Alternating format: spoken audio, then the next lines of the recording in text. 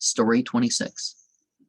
I've seen a fat fool, dressed in a costly robe, with a turban of Egyptian linen on his head, riding an Arab horse. Someone said, Sa'adi, what thinkest thou of this famous brocade upon this ignorant animal? I replied, it is like ugly characters scrawled with gold water. Verily, he is like a donkey among men, a calf, a body, which is bleating. This animal cannot be said to resemble a man, except in his cloak, turban, and outward adornment. Examine all his property and belongings of his estate. Thou wilt find nothing lawful to take except his blood. If a noble man becomes impoverished, imagine not that his high worth will also decrease. But if into a silver threshold golden nails are driven by a Jew, think not that he will thereby become noble.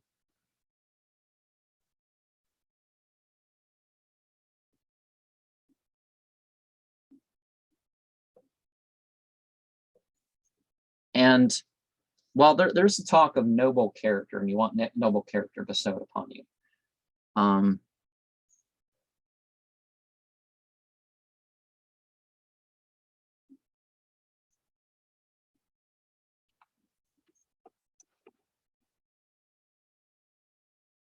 but others can't do it for you.